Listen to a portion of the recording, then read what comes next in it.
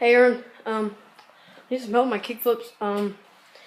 Yeah, when I kickflip, I flick up, but my front foot lands behind the board, so it's just hard to get my foot on the board.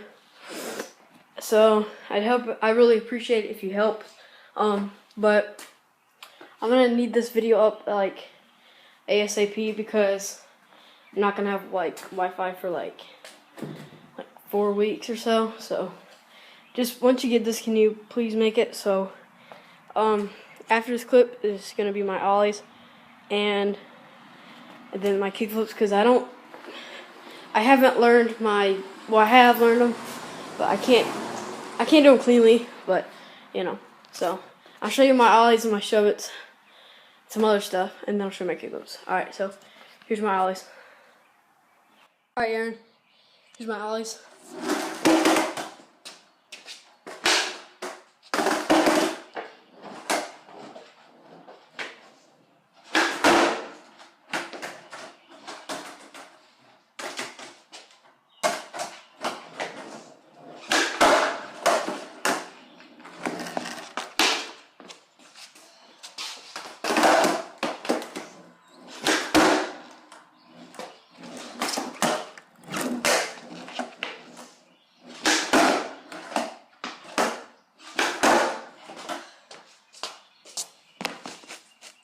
Aaron, here's my ollies. My kickflips. I'm doing almost like half concrete, half glass, so I can pop, but I don't fall. I can pretty much flick it every time, but I have landed it once like this. So here's the video. Okay, so thanks a lot for sending in your video. I really appreciate it, and I'm going to do my best to help you out here. So usually I like to see a lot more tricks than just the ollie and then jump right into the kickflip.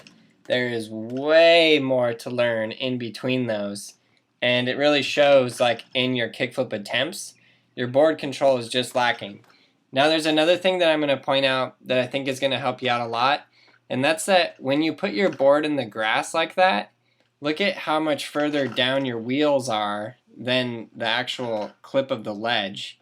So where your tail would normally pop off the cement, your tail would normally pop lower, which is going to give you a little more room, a little more pop, and it's going to actually make it easier for you to pop your board up. So although putting your wheels in the grass is a good idea because when you fall, it's nice and soft in the grass as opposed to the cement, it's actually going to be easier for you to do the kickflip if you just put your wheels in a regular crack on the cement and then just go for it. Or just put your wheels just in the grass and learn them just that way. So yeah, I definitely recommend putting your full board in the grass if you're going to use the grass at all. Now check this out. Your foot actually went down right there. I know that in the intro you said that you do flick your foot up, but then when I'm watching your video and I see it in frame by frame slow motion like that, you're actually flicking your front foot down. Here, check this out. Watch the direction that your front foot goes. So your back foot pops the board up, and then your front foot starts to go up, but then goes down right there. So you got to keep that front foot going up, and you got to like at the peak of where your front foot reached the top, you then use your ankle to flick your front foot up. Here's the sequence I want you to do: ollie, front side 180, back side 180, shove it, front side shove it, heel flip, and kick flip. I want you to run through every single one of those tricks. And I don't want you to just do them where you're like, okay, I did a shove it one time, or I did a front side 180, that's good. Now I want you got your ollie down pretty good, but now I want you to get your front side 180 down really good. And then your back side 180 down really good. And then your pop shove it, and then your front side shove it, and then you can move to kickflip. You can skip the heel flip if you want, I'll give you a little break on that one, but I definitely want you to learn those previous tricks because it's really going to help. So this is the ankle pop I want you to do right there. When your foot reaches the peak right there, then I need you to pop the ankle up into the air.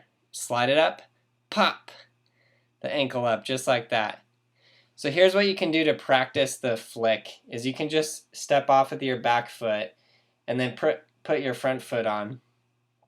I actually suggest doing this more than I would suggest just going into the grass because of the problem with the grass and your board popping off the ground. But yeah, definitely, like I said before, either put your board fully in the grass or put your board fully on the pavement.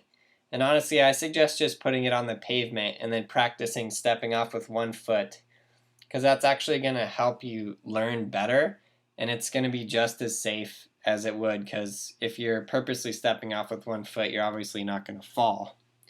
Now, the other thing about this is that you got to get prepared to be able to fully commit.